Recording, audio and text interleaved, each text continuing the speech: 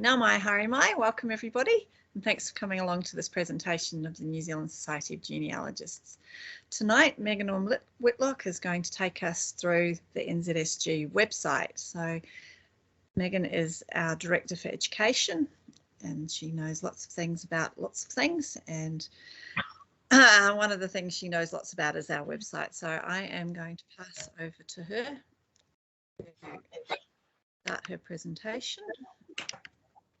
So thanks everybody for tuning up.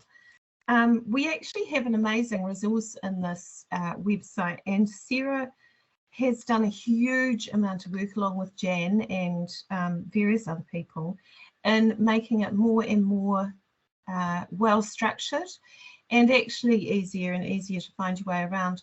This is a presentation I actually put together for our local branch in Wanganui, and it's really just to give a little bit of a guide to the NZSG website and to some of those rich resources that are tucked away for non-members, but particularly for members. So hopefully everybody recognises this as similar to what you've seen on the website. So you're at https://genealogy.org.nz, and once you've entered the website, I really recommend that you stick it into your favourites. It stops you having to find it each time, makes it really easy to get back to. So this, I think it's really important to understand that this is what shows up on my screen when I go there, and it's only the top part of the landing page. And I'm not logged in, and although it says I am there, I'm going to scroll down and show you some of the other things that you will see on the landing page when you get there. So the second section of the landing page, it just explains who we are as the NZSG and what we can help with. So it's just really an outline of some of the things that we can do. The next page, part of the page, so this is all on the landing page, and we are just scrolling down the landing page. So that scroll down is really important. So this section is the research section, and it's got quick links to the 4 research areas. So New Zealand Collections, the FRC Library, the shop, purchasing services. And then if you scroll further down, you get to the support section. So these are all really quick links to quite important parts of the resources that we have on the website. So the first one will help, that takes you to the Family Research Centre, and it takes you to the library and to the library catalogue.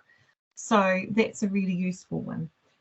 Getting it right is also an incredible resource, and getting it right, there's a lot of resources there for non-members. So if you're still not a member but you're really keen to develop your genealogy skills, there are just so many rich resources in there to go to. So I recommend having a look at that, member or not. The DNA Bootcamp is a membership option. So if you click on that, there's a great series that is an outside link that we've brought in to be part of a resource on the NZSG website, and so on. So there's, as you can see, there's lots of really nice, clear, quick links to a huge range of resources just there. And we're still on the landing page. The next page is the community page. So this is where you can find out how to join MemList, some of the things that we're doing, what branches around the country are doing, and having a look at some of their newsletters and the various interest groups that there are at the NZSG. This last bit, I think maybe a lot of people don't quite scroll down this far on the landing page, because one of the things people tell me a lot is they can never figure out how to get to the Gale newspapers. So I thought that would be a really interesting one to take a look at tonight. So this layout on here is much more linear for people like me who like lists. It's really good. The other ones are good for people who like pictures and words. And if you click on each of these listed under resources, support, community and contact. They are live links and they will take you straight to those resources. But if the resource is a membership only resource, then you will have to log in. So it will ask you to log in. You just click on login and that's going to take you straight to where you're wanting to click to from this list. So I clicked on Gale newspapers. That gets me straight to this screen here that you can see at the top left. And it's got more under it than that, but Gale historical newspapers. When you click on that, it comes up with the Gale product menu. So that's 4 clicks at most, and you're into, as a member, these wonderful resources. So you can see here, that's just the first 6: British Library newspapers, Daily Mail, Historical Archive, Illustrated London News, Historical Archive. Amazing things in there and really, really valuable to us as genealogists. So that's if you actually scroll right down the landing page. But what a lot of people do, I think, when they first get there is they see that login, and so they log in. And once you log in, if you're a member, it's going to take you straight to a page that looks really similar to this. And so then you're going to navigate the website through these tabs at the top: About, Membership, NZSG Services, NZSG Collections, Resources, Community, Shop, News and Events, and this is My NZSG. But you also have quick links to the forms and charts, branches and area contacts, the library, and if you're subscribed, you also have a quick link to the Kiwi collection. So that's what the page looks like. As soon as you log in, that's what you're going to see. It's worth spending a bit of time just on the landing page actually and going through that to have an idea of all the different kind of resources that are in the NZSG website without logging in, because as soon as you're going to a membership resource, you're going to have to log in anyway, and it will take you straight there. So the next thing I'm going to show you is a little bit about what's under each tab. And that's really just because sometimes people aren't sure under which category each of the resources are. So what I've tried to do is show you the difference between what a non-member would see and what a member would see. So this is the About tab once you've signed in. And the things under here are About NZSG, Our People, Our Board, Honoured Members, the Ted Gilbert Literary Trust, Contact Us, About the website and FAQs. So click on any of those and you will find out more about those things. If you're a member, you also get access to all of this society administration. So the strategic documents, the financial updates, administration forms, and the big gateway. So we'll have a look at that in a minute. You also get the same as the non-member view. So the society administration is the big difference there for members. I wanted to talk briefly about the big gateway because I think this is a really exciting thing that Sarah has been working on for quite some time, and it's a gathering together of resources that are going to be really useful for the NZSG branches and interest groups, and it's growing and it's going to keep on growing. One of the things that we'd really like, obviously, is for people to share resources that they have come up with in their branches or in their interest groups and submit them so that we can add them to this gateway to ideas.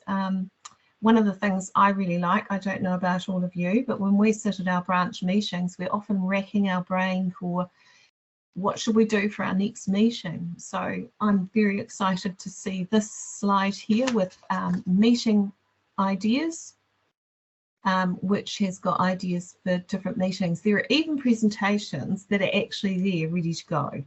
So that's really handy. But as well as that, there's administration and marketing and lots of other really useful things. So I recommend that next time you're in the NZSG website, you go and take a look at that because it really is a great resource. So the next tab that we're looking at is the membership tab. And as you would expect there is a difference between the non-member view and the member view, but not a huge one, because the main difference is that in the member view, you get to have a look at what the members' discounts are.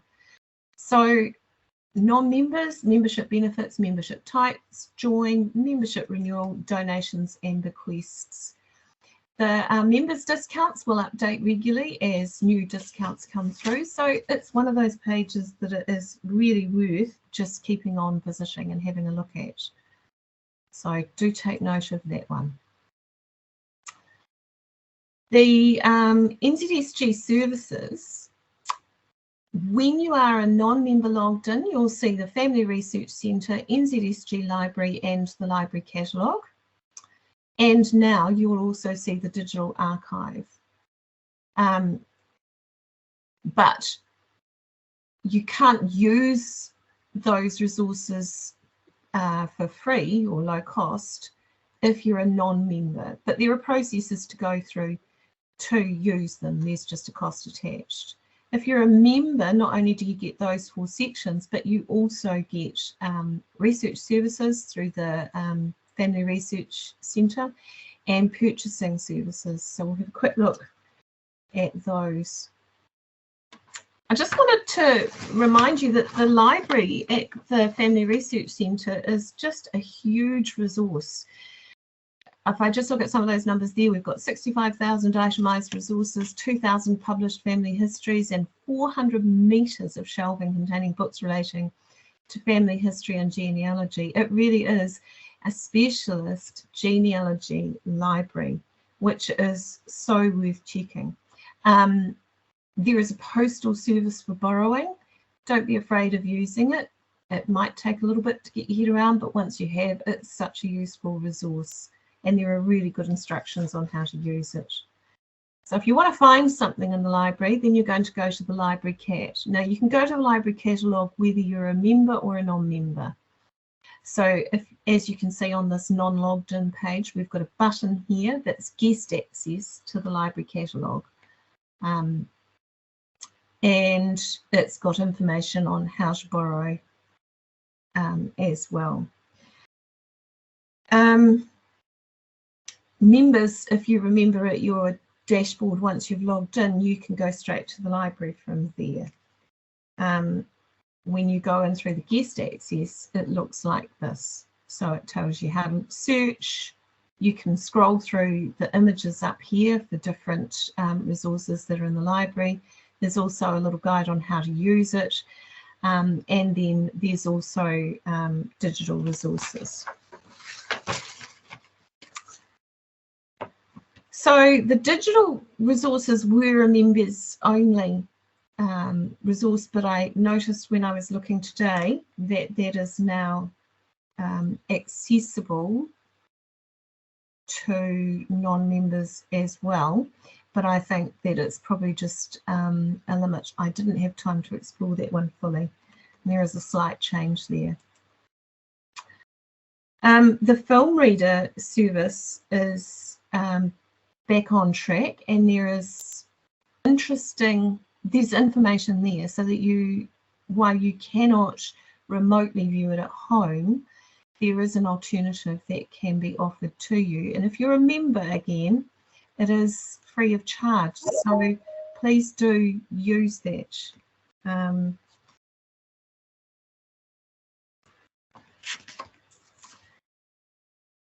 Right, so this just describes in the member view how you're going to use the lookup and research support at the Family Research Centre.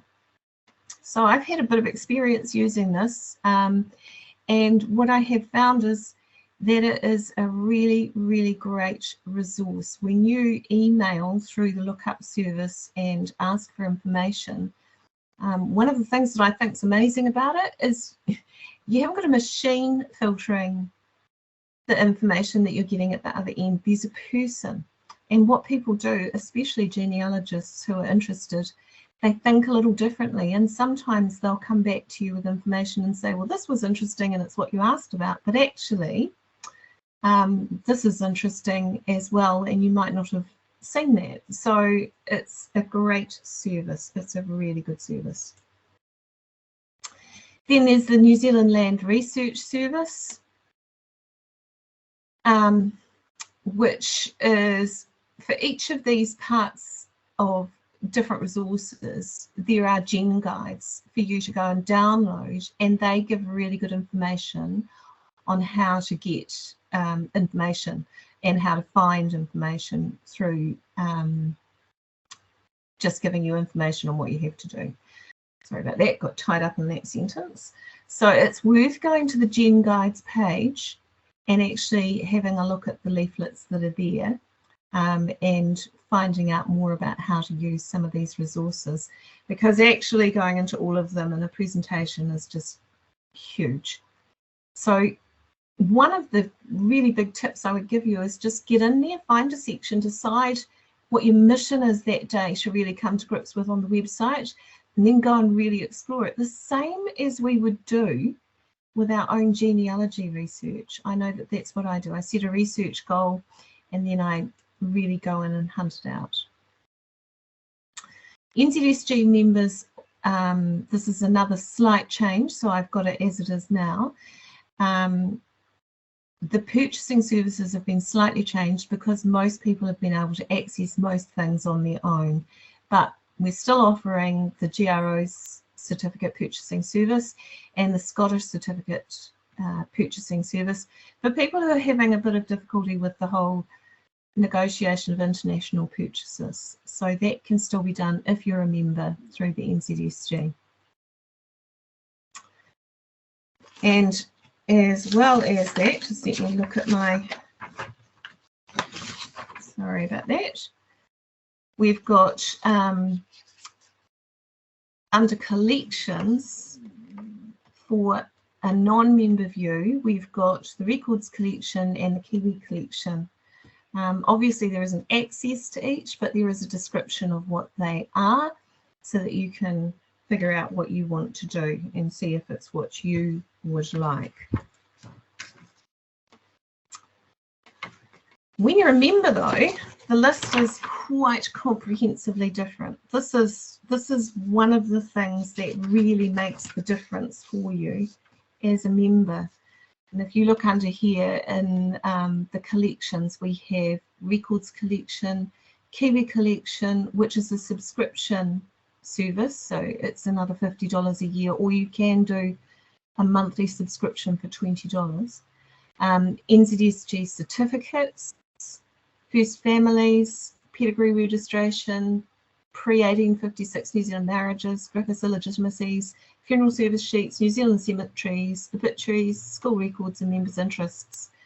So if you go to those collections, there is a contact address to get hold of the person who looks after those collections. And again, it's just a case of actually dealing with people and not machines. And so it's just about making an inquiry for information, and you get really good service back. And again, because you're dealing with people, I think there's a richness there to what you get back that you don't always get in other services. Pluses and minuses. Kiwi collection. When you click on that, you can go and see how to subscribe. Once you are subscribed, if you're a member, and you can only subscribe if you're a member, then you will have access to an enormous database of information. So to be a Kiwi collection, to subscribe to it, you must be an NZSG member. I find the Kiwi collection really helpful. I've just done a quick show here of what you get when you look something up in the Kiwi collection.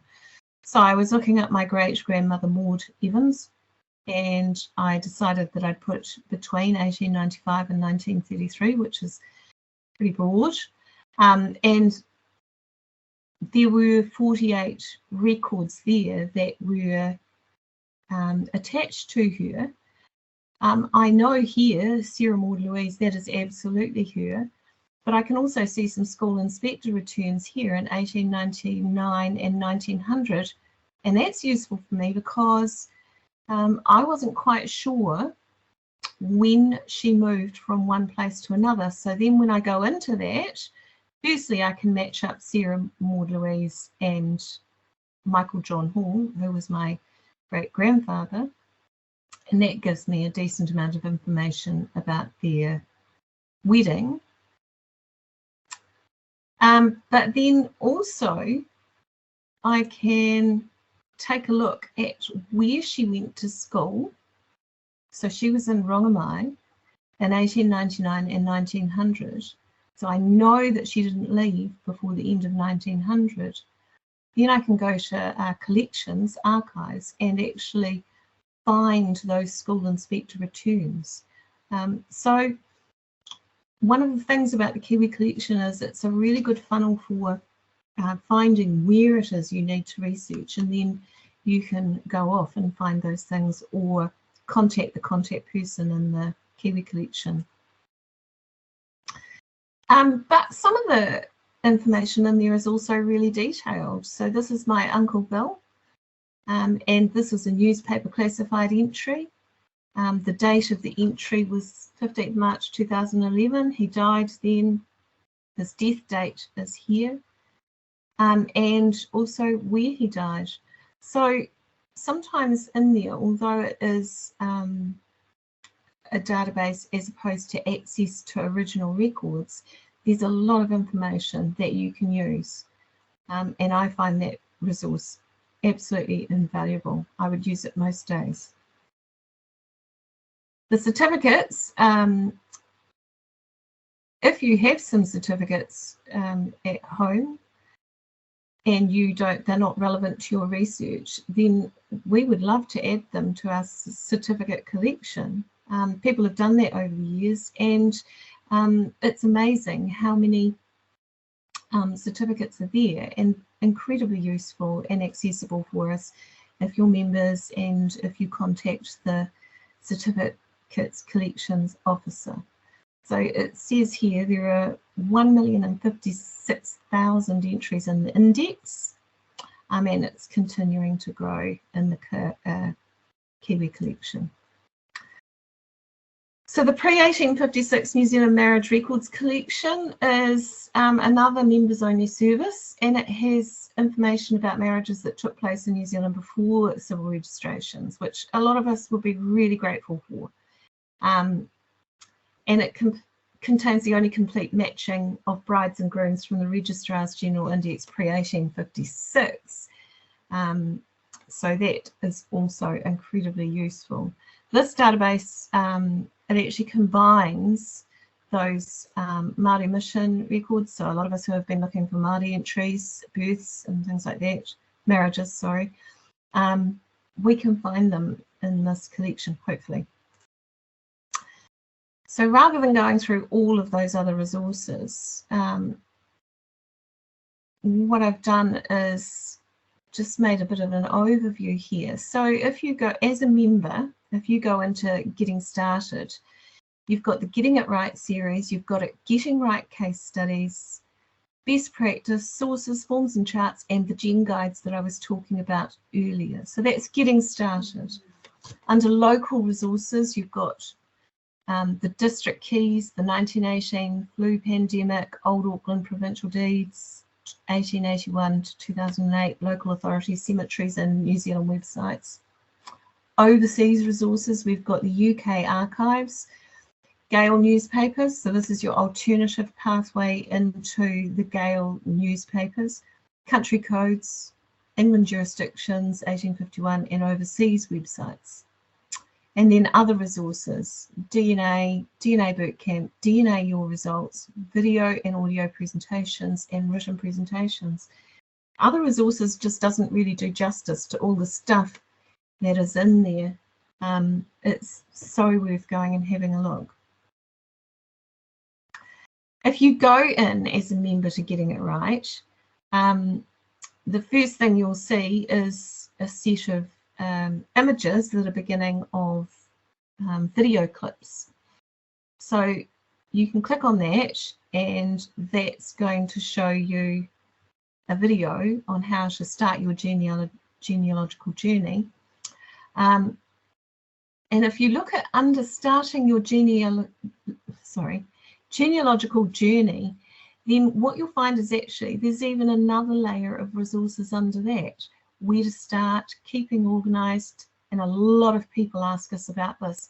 I've got all of these resources, how do I keep them organised? Well, that's a fantastic place to go. How to search, New Zealand sources, and so on. So what you have to remember is how layered it is. Again, like I said before, I think it's worth deciding what you're going to explore one day, getting in there, and then just clicking through the layers to see what richness of resources there. So if you go to where to start, you're going to see a video, part 1, getting started, and underneath that you've actually got a PDF to download, and those PDFs are full of hugely useful notes. An enormous amount of work has been done to put those together. The Getting It Rights are actually available for non-members as well, which I think is incredibly generous, and they are excellent resources. So further resources under each of those is best practice, forms and charts and sources. If you're a member, we're developing the Getting It Right Extra, which is going to have even more resources in it. The DNA Bootcamp, again, is a members only service, and DNA is something a lot of us are having to come to grips with, and it's a huge topic. The advantage of using the bootcamp videos that we have here is you're pacing your learning at your own pace. So it's all licensed materials. So this is something we have managed to have access to onto our website, free of charge for members. Again, if you haven't gone and had a look, it is really worth going and having a look. So once you go into the DNA Bootcamp, again, you will find that there is layer upon layer of resource. So if you look at Solving Family Mysteries with DNA, there are handouts there. Solving Family Mysteries, how to determine how much AT-DNA you share, 12 things to know, DNA Detectives chart, question log, Solving Family Mysteries with DNA. Again, you've got video resources and you've got handout resources. So it is really worth going in and having a look at the layers. This just compares the difference between resources that a non-member can see when they go in. And I think what's amazing about that is how many resources non-members can come in and see. So you're clicking on the resources tab and you're going to Getting Started. Under Getting Started, you've got Getting It Right, Best Practice, Sources, Forms and Charts. Then you're going back to resources and clicking onto local resources. Under there, you've still got all of these things that you can look at. And if you're going to overseas resources and other resources, you still get DNA material, video and audio presentations and written presentations. So there's a wealth of resources there for non-members to explore and decide if this genealogy thing is really something they want to spend time doing. I've highlighted down here the difference for members, the things that members have that non-members won't have. Again, you have to remember that this site is evolving. And so I did this presentation, I think, 2 months ago. And when I went to update today, there were already several changes, but the same principle in exploring the website absolutely is there. Oops, so I'm going to go back. Oh. So the non-member view for community is a great place to go if you're thinking about joining an interest group, joining a branch, and hopefully joining the NZSG as well. And if you go to this page, you can see that there's a map of all the different areas in New Zealand that have either groups or area contacts or interest groups, so worth going to. A non-member view of the shop is still going to show you all of these things. We're still happy for non-members to buy things. We're also happy for non-members to give donations, very happy, and buying gift vouchers for their Keen Genealogy family members. But you can also go in and see what is there for the New Zealand Genealogist magazine. If you're not a member, it is not going to take you to the magazines. Again, that is a membership privilege. One of the things when you are a member and you've logged in and you go to digital magazines, I think that this is an incredible resource sitting there, right there on your desk, without you having to file them or organise them. You've got the New Zealand Genealogist issues from, I think the latest is September 2022, right back to January, February 2009. There is an index of surnames in the New Zealand Genealogist for 2016 to 2018. But another really useful tool for looking things up in the magazines is going to the National Library website. And I just put in New Zealand Genealogist, and actually when I put that in today, it came up with over 3,000 results. So I think they must be adding to their database as well. So a really, really rich resource just sitting there in the website. I remember when I was doing my research at university many, many years ago, and we used to go and sit in the basement of the library with all the journals, and you'd have to dig through all those paper copies of the journals, and it was a little bleak and not a lot of fun. So I think this is much friendlier. So I've whipped through that pretty quickly. But these are all the different things that you can access. And I guess one of the things I really wanted people to understand is that there's more than one pathway to get to those resources that are there. Some people will prefer scrolling down that landing page and looking at all of the different sections on the landing page, and other people are going to prefer to log in and then click in through each of the tabs. So hopefully you've been able to see a lot of those different things that are hidden in the website that are hugely rich resources that you can now easily find and go and access. Thank you. So thank you all for coming along, and thank you, Megan, for that very interesting presentation on our website and reminding me where some things are hiding. It's probably reminded everybody else here of where some things are hiding. So this is the first of what is going to be a monthly session on the last Thursday, and we are having, have we decided on next month yet? I've been busy organising speakers for the online writing and publishing group. We've got some ideas for next month, but if you've got anything you want to see, then email education@genealogy.org.nz, and that gets to Megan. And so yeah, so I think the Kiwi collection was what we were thinking of for next month, weren't we? Yes, it was actually. We're hoping, fingers crossed, we're doing a couple of technical upgrades to it, so we're hoping those will be done and we can show them off. Yeah. So, so people are encouraged to use the website more. That's really good. And in terms of the online writing and publishing group, 2 ways you can get hold of that. You can email at education@genealogy.org.nz. That would be absolutely fine. Or if you go into memlist at all, there's Linda, the last name's gone out of my head at the moment, organises it, and it's in there. So if you do a search for it in the memlist, you'll find it as well. But perhaps just email me through the education@genealogy.org.nz. It's a great group. Okay, once again, thank you everyone for coming along tonight, and we hope to see you next month. And we are going to put the recording of this up on the website. So thank you all for coming along, and we hope to see you soon.